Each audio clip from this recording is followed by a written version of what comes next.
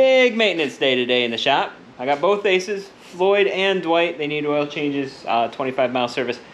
Dwight has a crack in the exhaust pipe, huge crack, and it won't start right.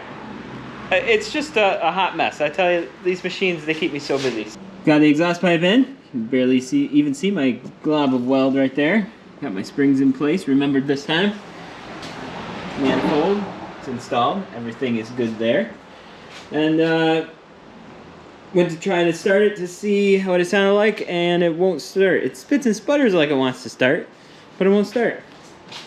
I've got my compression tester. I'm going to check compression. I opened up the air box just to make sure it wasn't that again. The throat's all nice and clean on the throttle body, except for I did find a loose clamp, so I got to tighten that up. So let's give her a crank and see what the compression does. Here we go.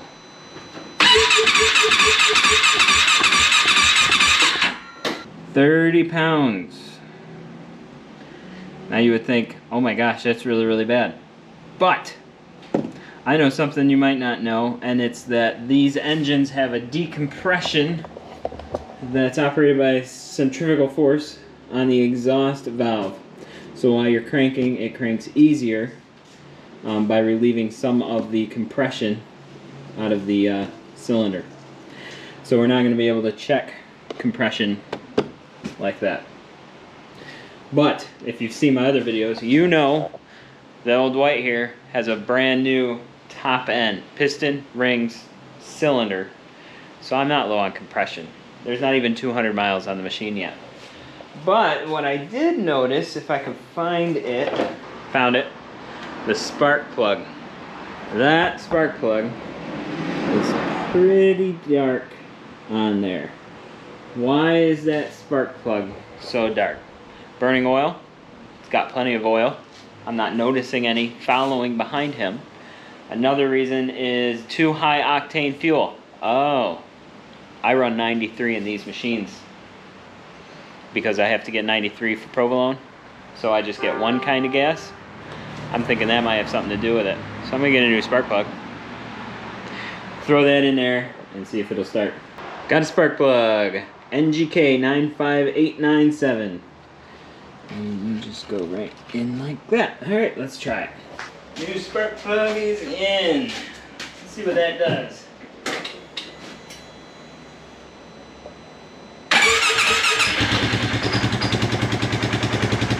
That's better.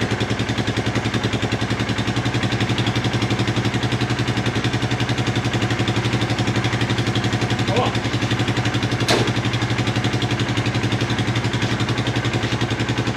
I'm gonna let this idle for a minute.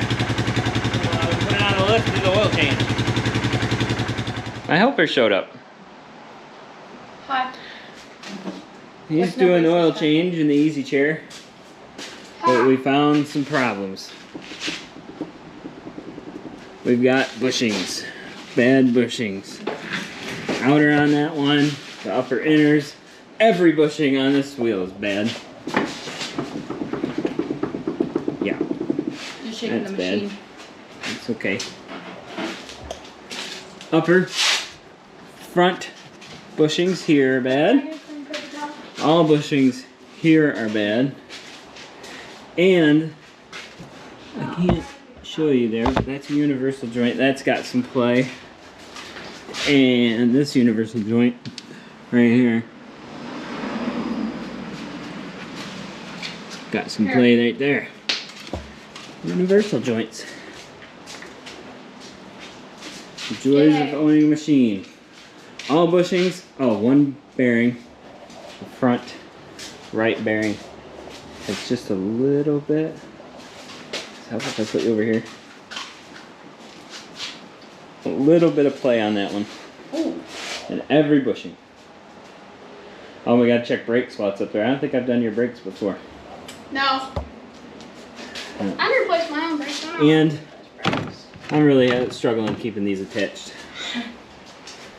Okay, we'll get this oil change finished. I'm gonna pull the tires, check brakes. Inspection complete. Bushings, one bearing, universal joints.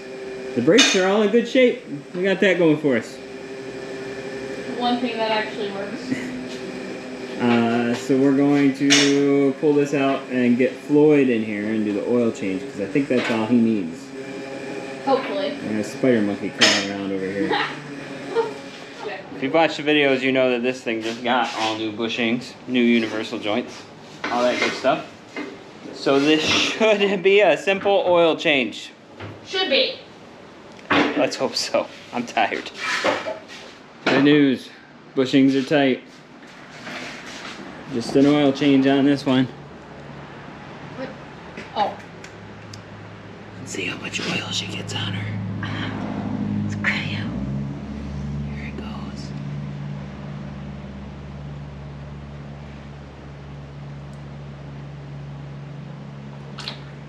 Not a drop. Not too bad. Oh, that oil looks clean. Probably is. Nice. We've been working hard. We got Dwight back in here. Floyd was perfect. Couldn't find anything wrong with Floyd. But we managed to get the prop shaft, it's over there, out of Dwight. Yeah, we have 2 prop shafts because I'm still working on my dad's machine for him. We gotta take those out to the driveline place.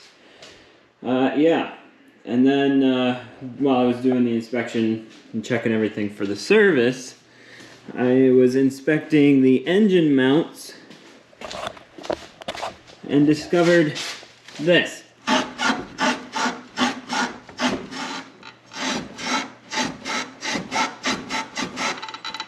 That is not supposed to be like that. And then upon closer inspection, I found that the bolt is missing out of it. The engine mount seems okay, but the bolt is gone. And it's the same bolt that goes on this side. So I'm going to take the bolt out of this side and then take it downtown and see if I can get a replacement bolt for it. So yeah, that's a new one.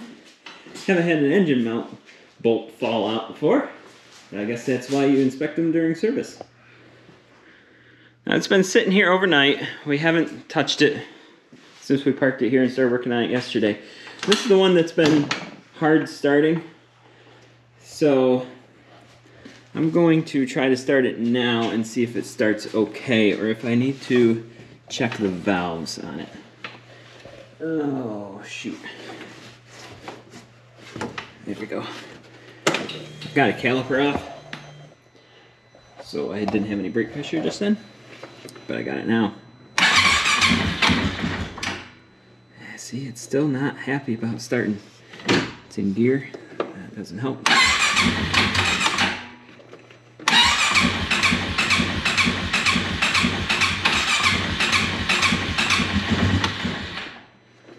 Yeah, it's just not happy about starting. I'm going to pull the valve cover off and check valve lash.